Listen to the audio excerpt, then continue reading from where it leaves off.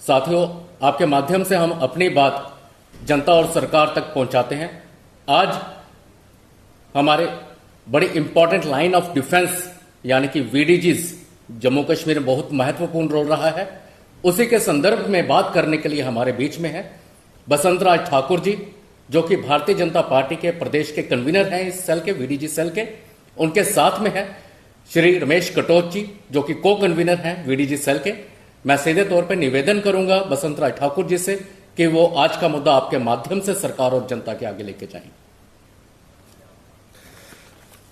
आज आप प्रेस बंधुओं का भारतीय जनता पार्टी के कार्यालय में आपका स्वागत है।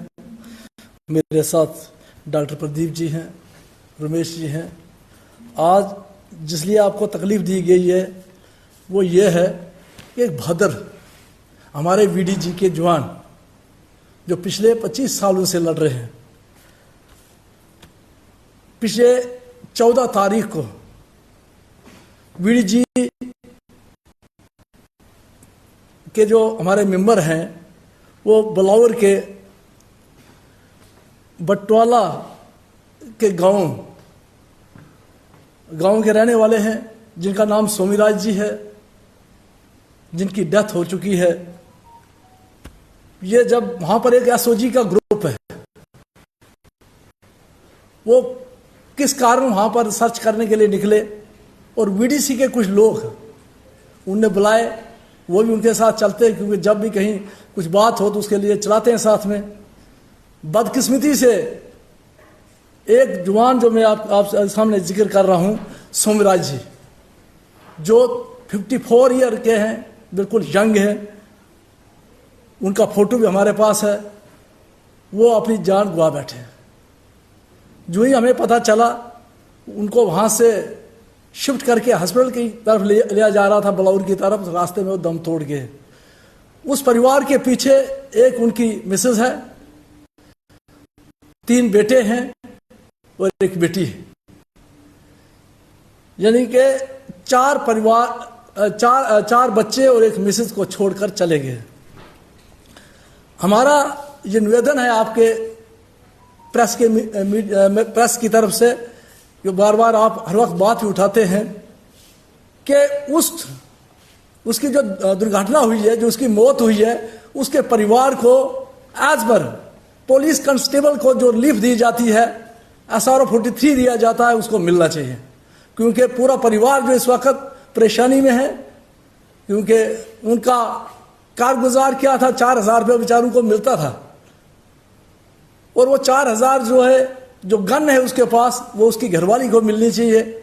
अगर उस जाब्ते के अंदर आती है नहीं तो उसके बेटे को मिलनी चाहिए, और दूसरा उनको परमानेंट नौकरी मिले। इसलिए हम आपके सामने आज खड़े हैं, क्योंकि वीडीसी के लोगों ने जिस कदर काम किया पिछले 25 सालों में, कोई कम नहीं किया कि उनकी बदौलत ये पहाड़ियाँ हमारी बची हैं। चाहे वो डोडा डिस्ट्रिक्ट की पहाड़ियाँ हों, पुंछ रजौरी का एरिया हो, बॉर्डर का एरिया हो, चाहे वो उधमपुर का पहाड़ी एरिया हो या कठुआ का हो, इन बीडीसी के कारण जिस तरीके से उन्होंने काम किया है, वो कोई किसी से छुपा हुआ नहीं है। बहुत अच्छा काम किया है, पूरे एरिया के अंदर बचाए हुए हैं लोगों को, और आपसी भाईचारा जो तनाव होता था उसको भी दूर किया है।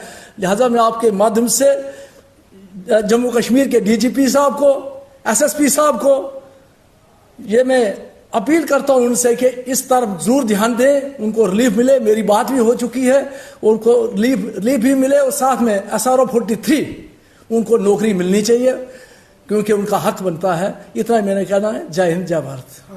डॉक्टर साहब, जिस तरह से ये होम डिपार्टमेंट जो है हल्दी के पास है, रिंदर में जो है अमित शाह के पास है, तो इसमें दिक्कत ही कोई नहीं है, अगर वो चाहे तो कर सकते हैं।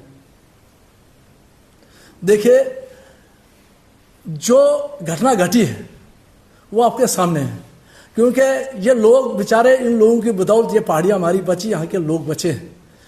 और जो ऐसे घटी होती तो कोई बात नहीं, मगर फिर भी इनको बेचारों को देखो, जब घटना घटी है। मैंने आपको सवाल किया कि आपके LG जो है वो होम डिपार्टमेंट उनके पास है, अमित शाह के पास है, तो दिक्कत कोई नहीं है, चाहे तो आराम से हो सकता है।